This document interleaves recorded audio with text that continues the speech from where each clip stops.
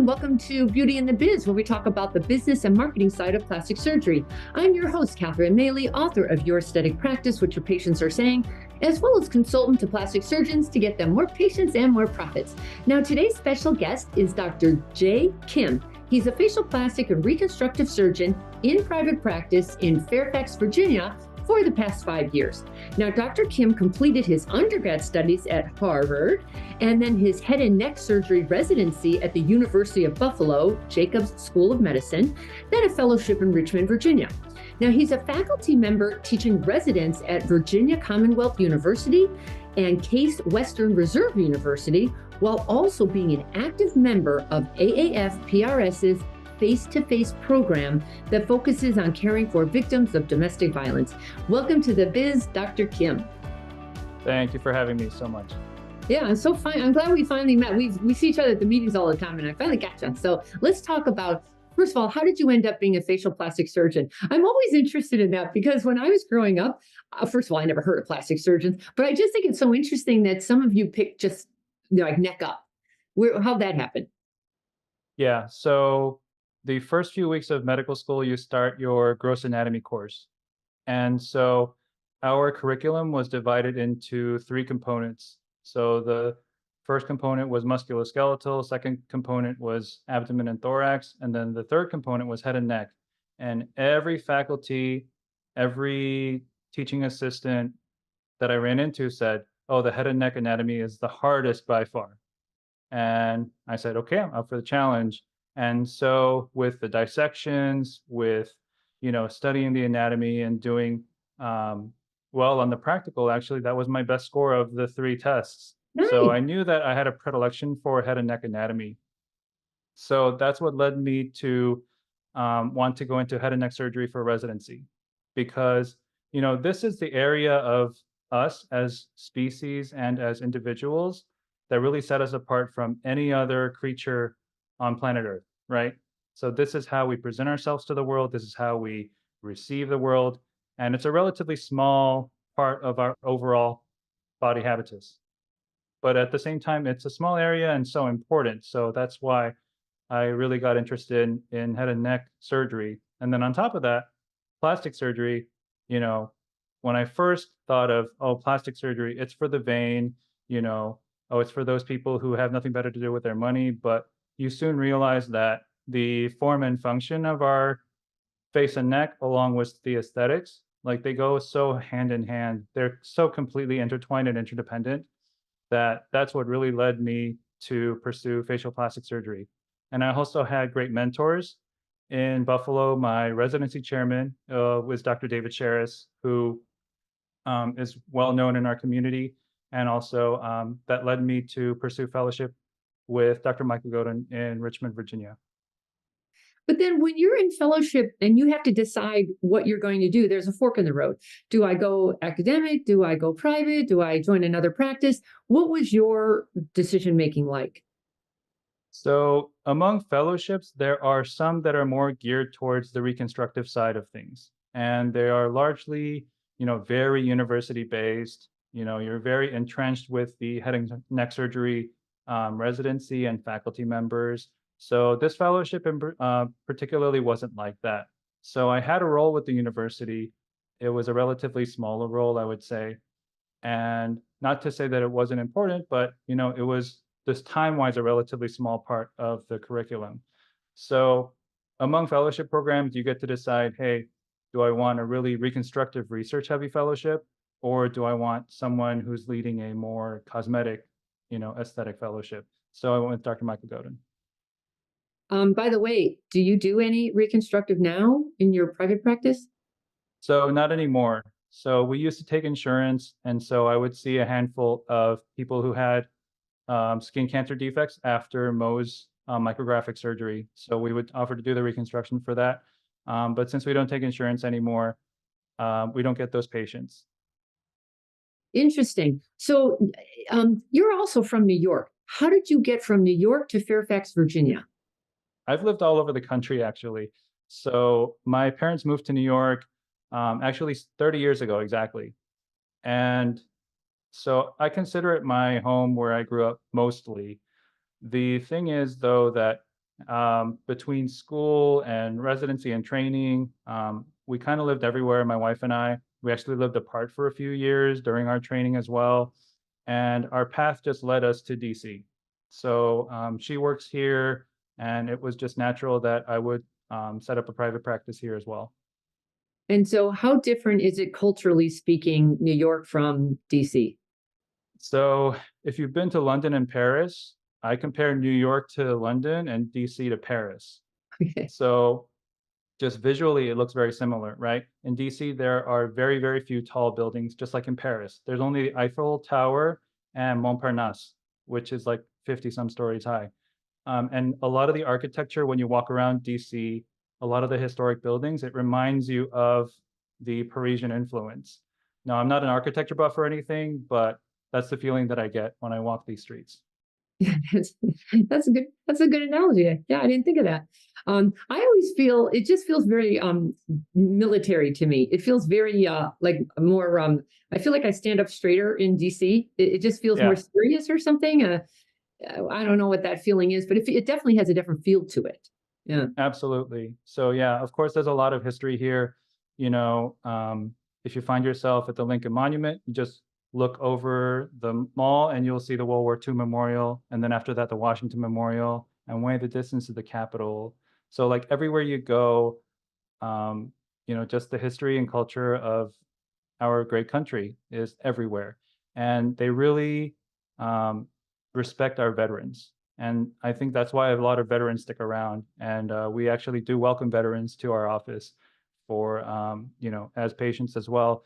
The thing about like every sporting event that happens in the DC area during a timeout, during halftime, during something, they always have a salute to our troops. And so every current and former service member stands up, and you see just the crowd slowly getting up and just giving a huge roaring standing ovation, sometimes louder than any roar or cheer during the actual game. It's really heartwarming. I love that. I'm a big fan of America. I think anyone who isn't needs to go live in another country where we don't have the freedoms we enjoy here. And last 4th of July, I was trying to do a promotion and I was trying to buy American flag in Sausalito, California. It's right outside San Francisco. I couldn't find one. There was no American flag. There was only a rainbow flag, but no American flag. And I thought, what is happening? Anyway, it's really nice to hear that. I appreciate that. I miss it. So how did you end up? So you mean you just went straight into private practice from fellowship? So we had a little detour. So my wife's work led us to Cleveland for a year and change. Oh, So we ended up in Cleveland. So that's how I worked at University Hospitals, the Case Western Reserve position that I had for a little while. So Cleveland's a nice town. It's a little warmer than Buffalo, and they clean snow a little better. So it was a chance for me to work as an attending physician doing head and neck surgery for a year, really feeling the autonomy and having kind of that I'm on my own now, and I have to really, like, I am the last line when it comes to taking ownership of my patient's care. So that's what that year was for. oh, that's fantastic. And then how did you decide what kind of medical center you were going to go into? Did you go into a hospital, a surgery center, a medical building? Where's your office? Right now, it's in a medical office building. So it's on a busy street in Fairfax, the center of Old Town Fairfax. Like it's just a mile west of there. And so, I picked it because it's on a busy road, which I think is important. It's a relatively affluent town, which also helps for proximity to patients who are looking for our services. Generally they're from more affluent communities. They have higher household income, so that all came into play when I decided where to set up shop. And then when you did, they always say keep your overhead down. I'm sure you know that one. How did you go about bringing staff on, or like building up that overhead before you kind of have a marketing plan? How did all that work out for you? So it's funny because the order of things, and this is going back to the summer of 2019, the order of things was a little haphazard, I would say. Actually, like there were rooms in the office space that were yet to be quite finished before I saw my first few patients. Also, I had to hire staff completely, like all by myself, right? And so I was doing the Indeed inquiry, replies and setting up, appointments for job interviews and things like that. So a lot of it was on my own, and I learned a lot from that. I don't know if I'd ever want to do it all alone like that ever again. But suffice it to say that, it was me and two full-time young ladies who have since moved on to, bigger things in their careers, but it was a good launching point for us. And especially considering that 4 months after I saw my first patient, COVID happened. Oh no. I had to keep my expense. I couldn't. I didn't have any choice but to keep the expenses down. Yeah. So, oh my God, I didn't even think of that. I never want to talk about COVID again, quite frankly. So, all right. Right. So we all survived that. Okay. And now who's your team? Well, what makes up your team now? Yeah. So in 2022, I found my manager, my office manager. And so her name's Tracy, and she kind of oversees many of the non-clinical logistics that we are taking care of as an office. I have a medical assistant, a master esthetician, and a part-time nurse injector. And we're growing. So we're always, we always keep resumes on file. We are connected to our aesthetic vendors, like, our injectable product reps and things like that, to say, hey, is there anybody else who kind of like fits our culture, our values, and wants to join our team someday? I say that all the time. When somebody calls me and says I need somebody, I always start with the vendors. They're the feet on the streets. They know who's coming, who's going. I mean, they're your best bet. Indeed is your next one. But something you're doing that was really interesting on your website, you have there's a link. We're hiring, and you are hiring an esthetician. I love you are very straightforward. And it says we're a great place to work, and it's got a really good. Are you a copywriter or something? It has really good copy. And Thank you. what's your motto there? Or your Yeah. theme? So, I mean, our culture is, it's like, you know, well, our statement to our patients, the first thing that is, you are beautiful, you are unique, and you are worth it. And that goes to our patient's mindset, but also it goes to our staff's mindset and how we want them to feel about themselves so that we can project that as a team to our patients. So for me, in a way, more than skill set, that is at the core of who I think the next good employee will be for our office. Well, you also have a fantastic. It's like a quick questionnaire. It's kind of like a little survey, and the questions are brilliant. And the one I remember vividly is just I'm paraphrasing, but it's something like, let's not fool around. Just tell me what you want to make. And we'll see if we can work that out. I love that. Like, it was very straightforward, and it's such a good way to interview people. It's like, just ask the tough questions up front so we're not wasting a bunch of time. Have you had good luck with that? Yeah. So I will say, having tough conversations, I don't know if it ever gets easier per se. You just have to do it. You just have to suck it up and do it. And for me, I think starting those conversations, like the context in which I started to do that was kind of like delivering bad news to patients, you know, or their family. Like, you know, nobody likes to hear the cancer word, but I've had to do that a couple times earlier on during my training and stuff.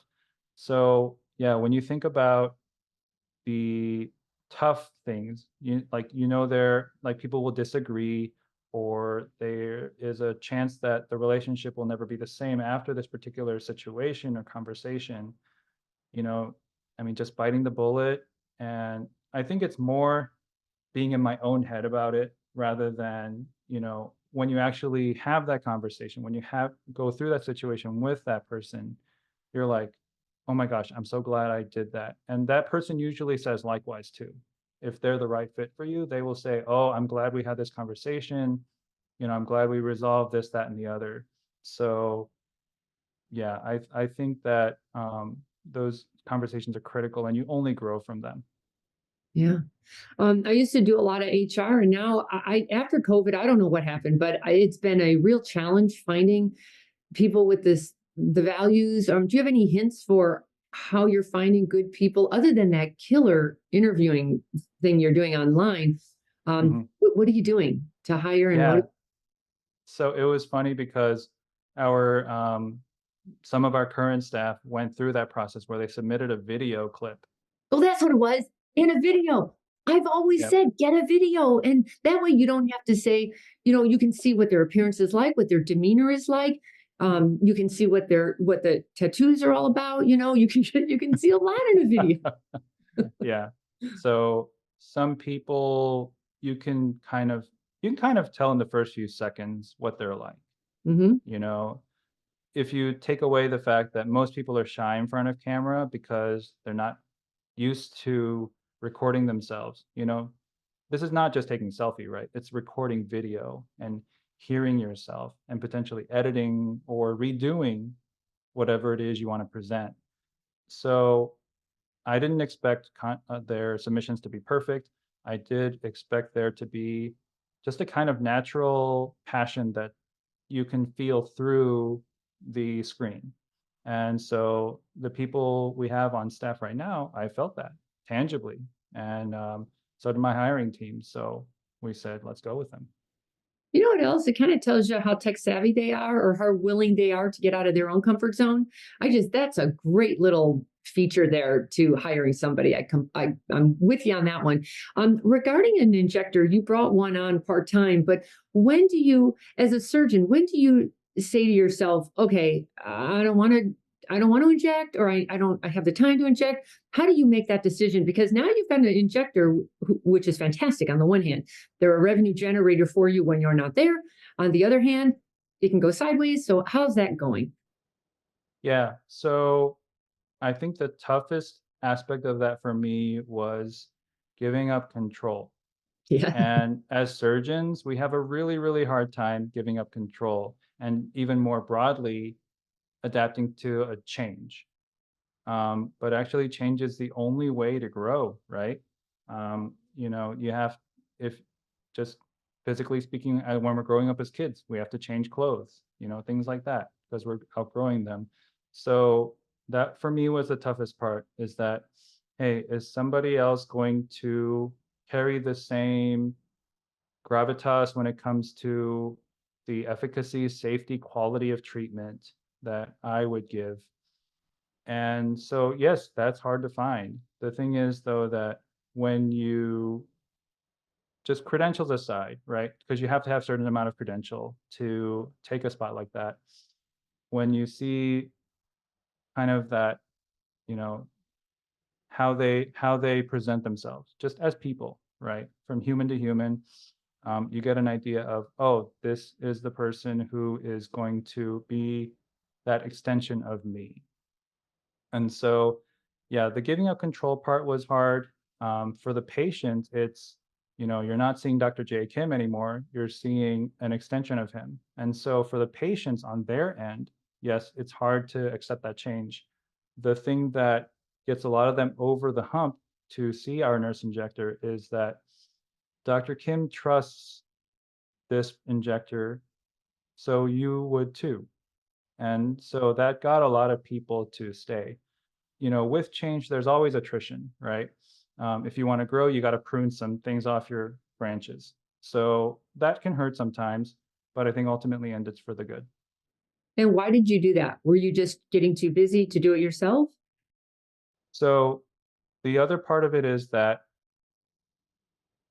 I wanted to be seen more as a surgeon. And for some people, it's easy to present themselves as a surgeon and also as a great injector. For me, that just wasn't it. And so, like, I couldn't wear both hats. Some people do it great, Dr. Jonathan Sykes, let's say, for example. Right.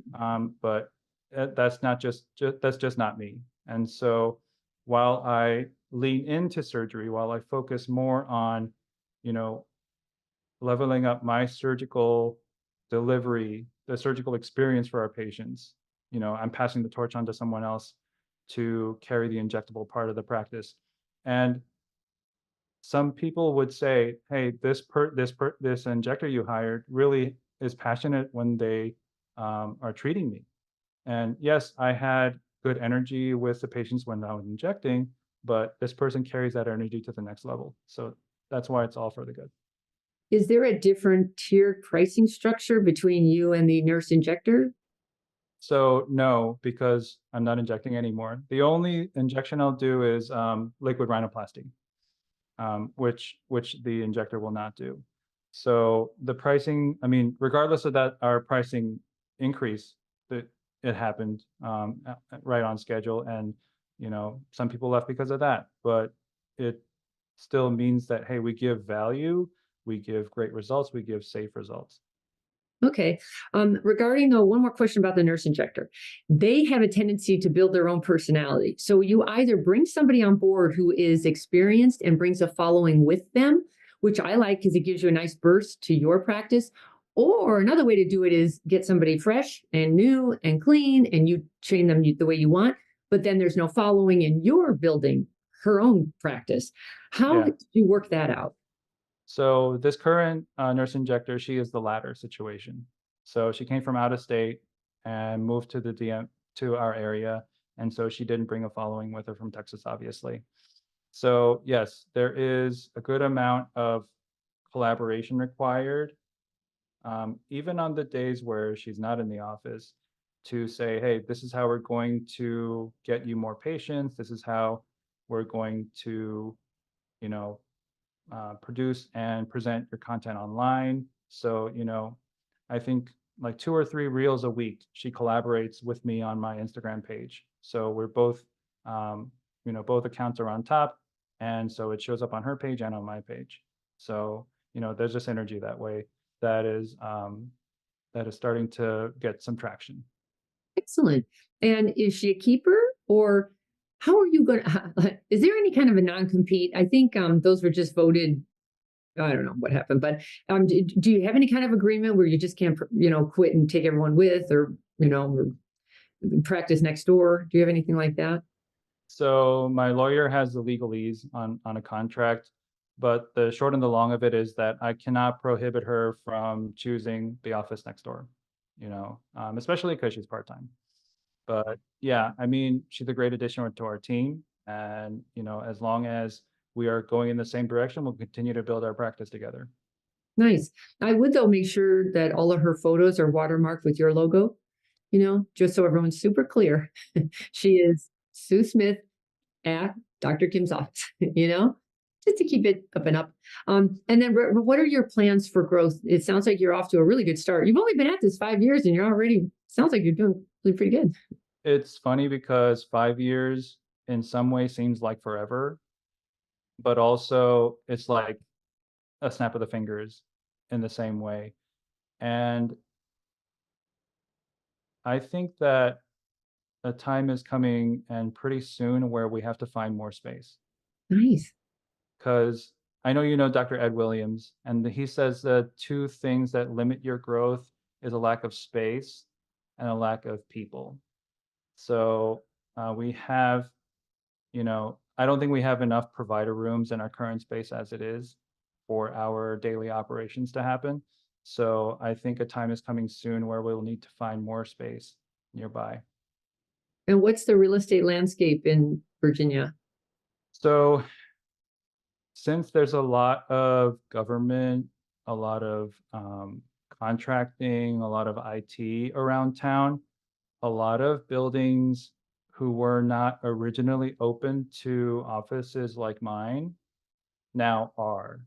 Oh, And I do think that, in terms of leasing, rates are still pretty okay because a lot of their tenants who, let's say, had 200 people in the office, now only like 20 are in the office, or like, they only have to open the office 3 days a week or something like that. So it's not worth, it's less of less worth it for them to have space. So there's more opportunity.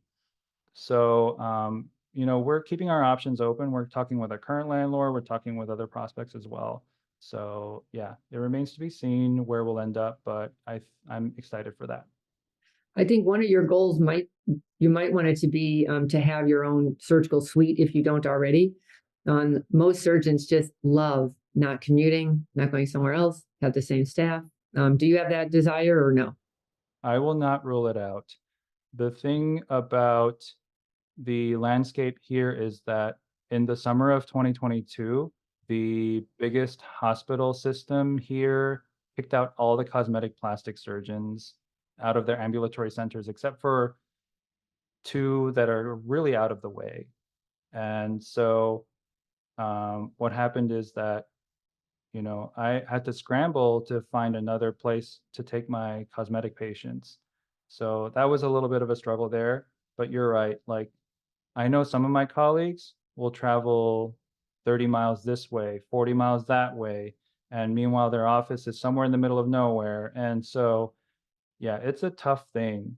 And I think that I would also not rule out the idea of building it but without my name on it, because I know that other colleagues around town are looking for something that would be up to their standards in terms of a plastic surgical setting as well.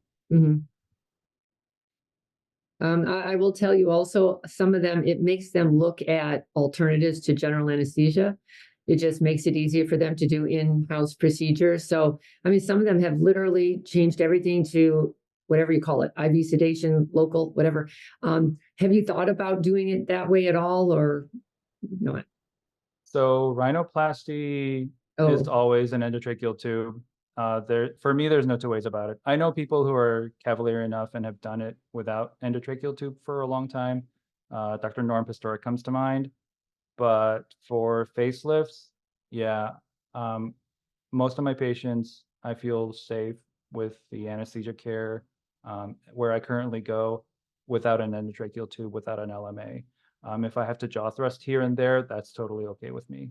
yeah, yeah. So far, I mean, 5 years in, can you just give us like one big mistake you made or one regret you have so we can learn from it? For one thing, back when I had different staff, I let them decide what we would do as a team for their birthday. Okay. And so I have since learned that I should not take them out to an expensive dinner, all of them, each on their own birthday.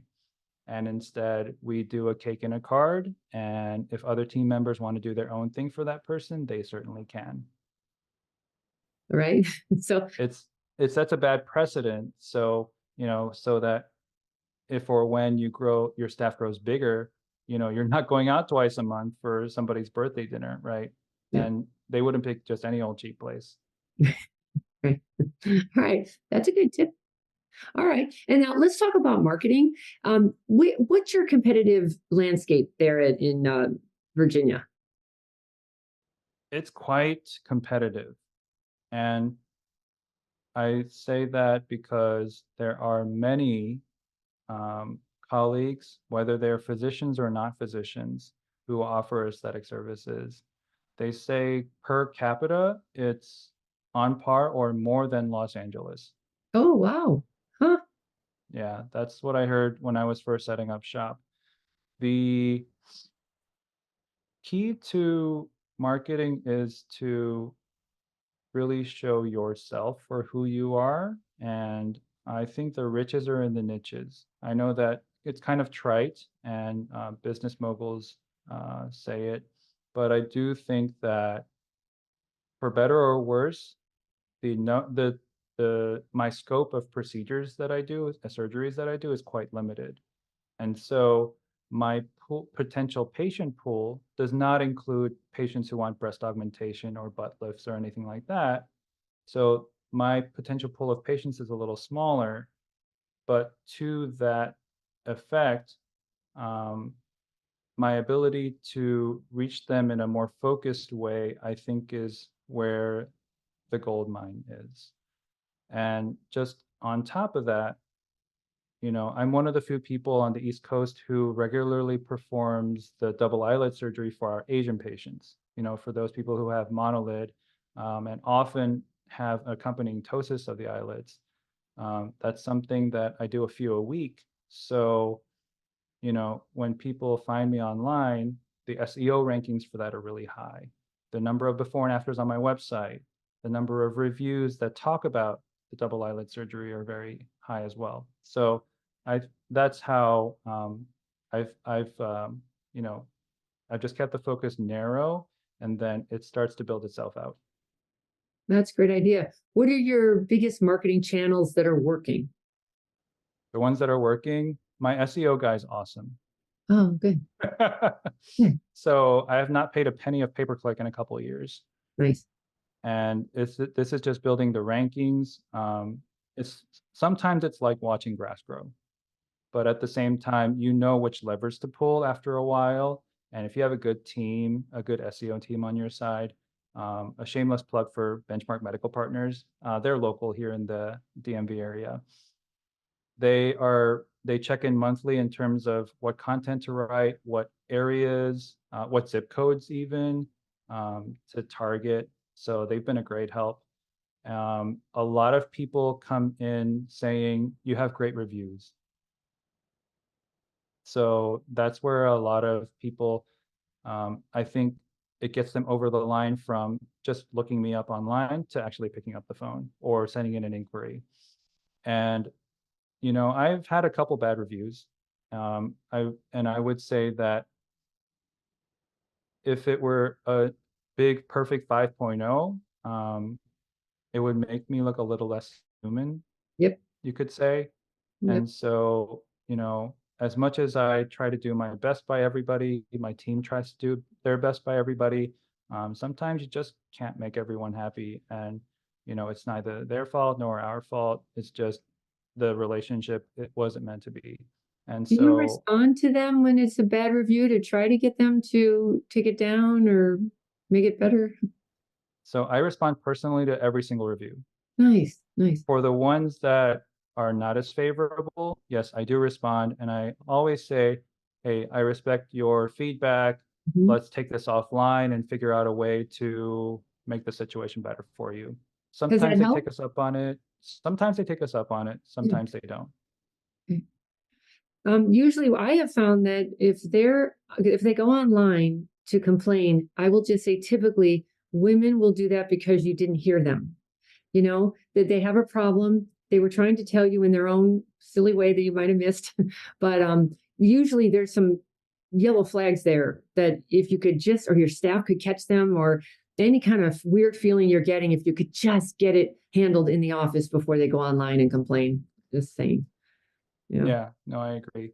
The Yeah.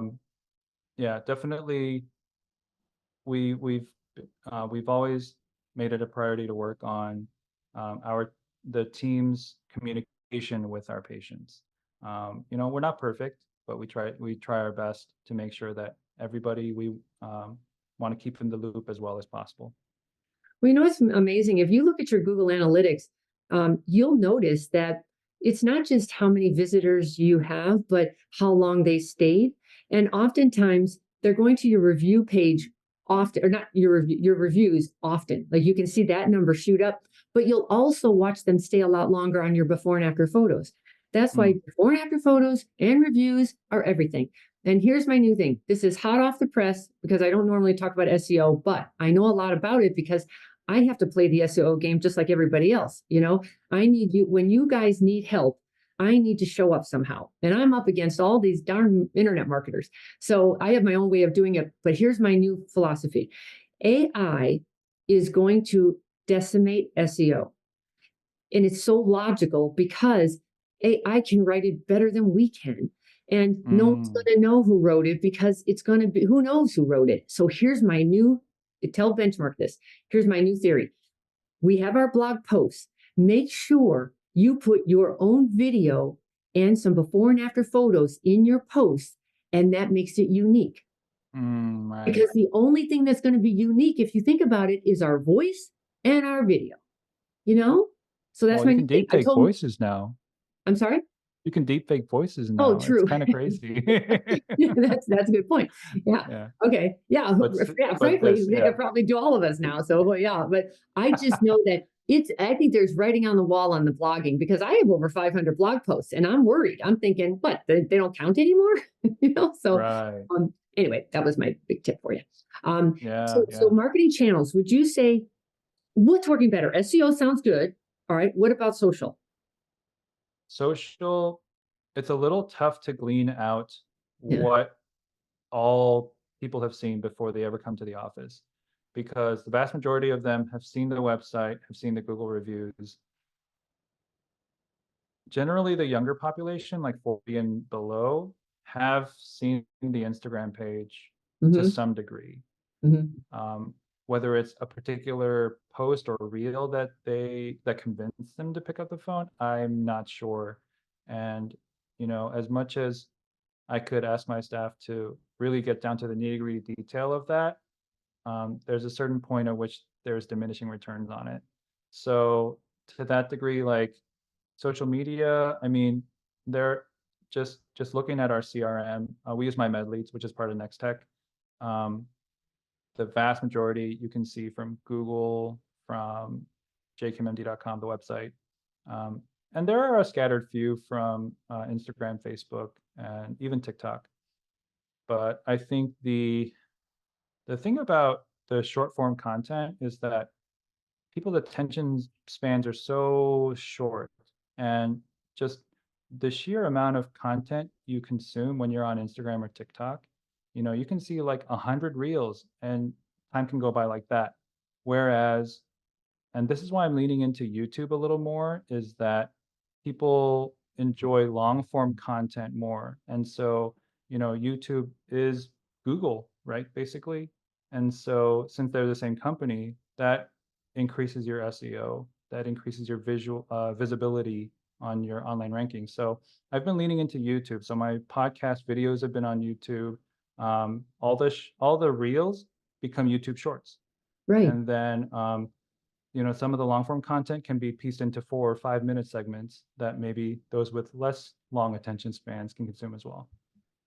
Well, you have a minute to actually let the audience get to know you on YouTube. So I do the long form on YouTube, like this will be on YouTube, and then we cut it up, in a million pieces, and then it becomes reels and shorts. But quite honestly, I was looking at your reels because I don't normally do social. It's not my thing.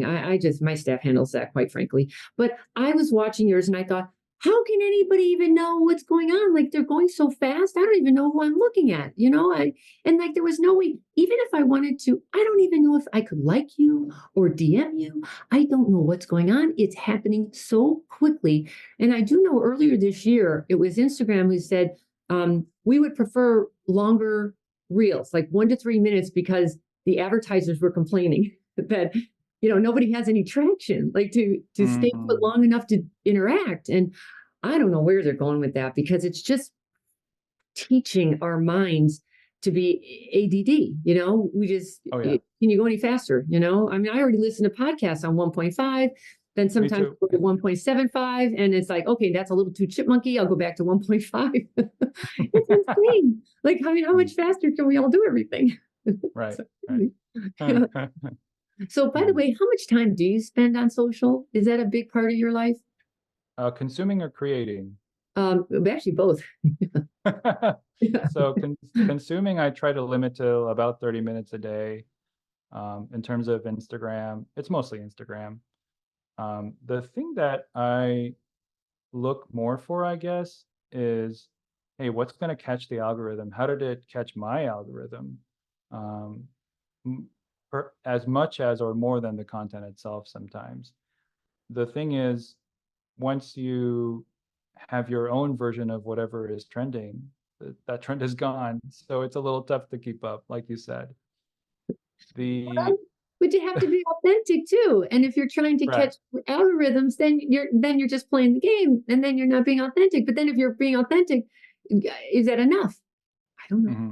Yeah, I mean, being authentic, it feels like you're standing on your own soapbox, and like everything else is whizzing by, and you're like, "Here I am! Oh, pay attention to me." So yes, for what it's worth, you know, I guess it's kind of like just that evergreen content that you try to make. It's relevant today. It'll be relevant 5, 10 years from now, no matter what season, no matter if it's cold or warm, whatever. Yeah, I've generally, like, I think most of my efforts from my production team and from the office from within the office, from my team itself, we're more focused on the evergreen stuff. And I think, between that, between the SEO levers, even my music content, I feel like, that is more of who I am. I can't do that. Play the violin like I can. Yes. So, We were going to talk about that later, but please tell them about your musical genius. So, yeah, you'll see on the YouTube channel or on the podcast that I play the violin. I've been playing since I was about 4 years old. And I grew up, just learning the notes throughout high school. I had lessons with great teachers. I grew up in Houston for a portion of that, as well as in New York City. I had great lessons. I had great friends to play with. And when you get to college, the lessons stop, but the friends you make, that keeps growing. And so you're playing, in orchestra, you're playing with small groups, and you already have your technique. It's like, but you're finding your own flavor, your own artistry. And that's what I think is so fun about, continuing my artistry as an amateur violinist and being a facial plastic surgeon, is that, we all know how to do a rhinoplasty. We all know how to do a facelift. The thing is, what's our flavor? What's our artistic touch in that? And so that's something I've already figured out with music, but I'm starting to figure out with my surgery too. That is such a differentiator for you. I don't know anybody. You were the first person I knew personally who has done a violin, like everyone, the guitar or a piano. How in the world at 4 years old did you pick a violin? As far as I know, I mean, I don't know all the details. My parents probably do, but they took me to the shop and said, pick an instrument, and that's the one I picked. No kidding.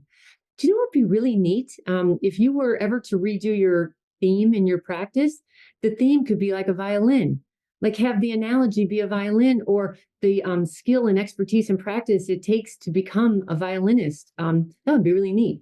I would somewhat try to weave that in because everyone remember you violin, just So, you needed my 2 cents on that one. thank you. So Sure. I don't like to brag, but just to brag a little bit, all of us, we have our diplomas in our consult room or in our office where we work. One of the diplomas I hang is a copy of my Juilliard preschool diploma. So Juilliard has a program where they have a Saturday music program for kids before their college years. So you can be as young as like second or third grade, all the way up to senior of high school. And so I keep that there as a reminder of the development of my artistry in violin and now also in plastic surgery. And it's a nice thing for the patients to see too. Sometimes it's a little icebreaker. Can you keep a violin in a case, like in your, like a showcase in your reception area? That'd be neat too. Oh, Huh? well, I could get one and put it in a glass case, I guess. It would be my Fabergé. Right. Yeah. I mean, honestly, because look at what it takes. Everything it took for you to be a violinist made you an excellent plastic surgeon. So combine those two together, you have a really well-rounded guy. So just give me just to round this up, what's one big challenge that you've had, or what's been the biggest challenge of growing your plastic surgery practice? So I think the biggest challenge is thinking big enough Yeah. and having the right people to help you execute big enough. And it's taken me 5 years, but I have the beginnings of that team. Nice. The the thing How big did about you want to go? I don't know even. We're that um that idea that, that end goal is still kind of in the works for me. I would say that, the thing about how we get to how we train. We're trained in schools, we're trained in hospitals, we're taught to think a certain way, we're taught to achieve excellence on tests, and making mistakes, trying out different things is kind of frowned upon, and it's a waste of time, a diversion, Mm-hmm. some people might even say, from your curriculum. Mm-hmm. So now when you're out in the real world and you've finished all your classes, you've finished all your training, this is where the real growth begins. All of the memorizing, all of the going to your rotations throughout school and residency, that is just the very tip of the iceberg in terms of what our careers entail. And I like to think about it this way, that if you want to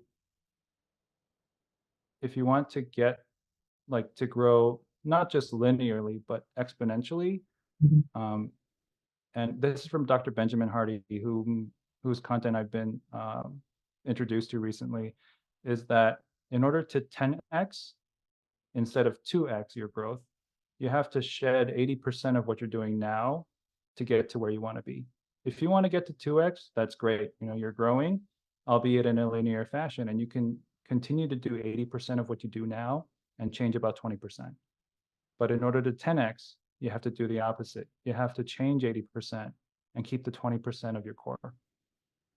That I just read that book recently, and that is mind-boggling. If you think about that, was it a book? I just Yeah, he has a book. So 10x is easier than 2x. I think that's the Yes, title of it. 10x was easier. I think I was going to do a blog post on it. Mhm. That when you think like that.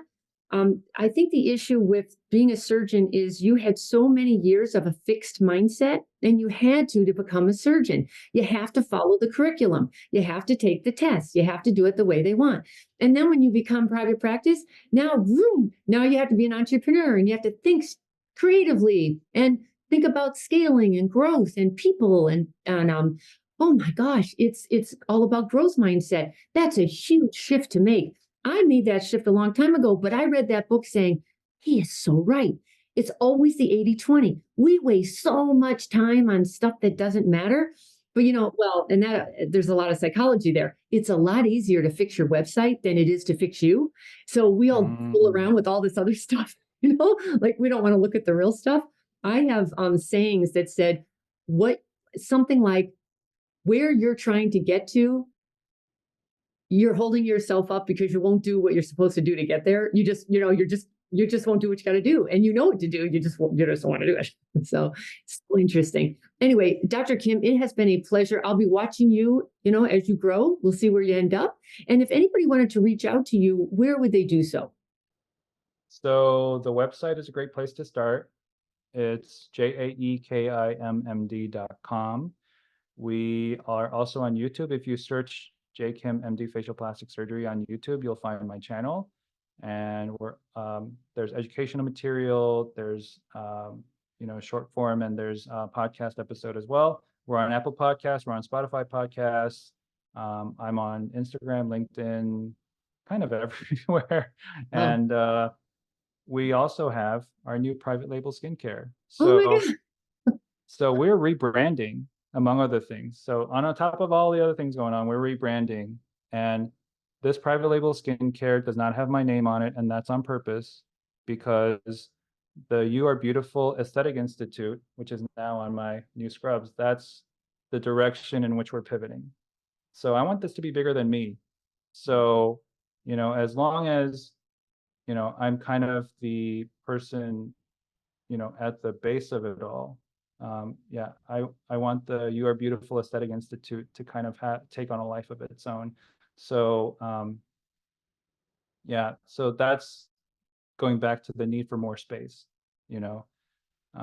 Well, when you call yourself an institute, you need some room. Yeah.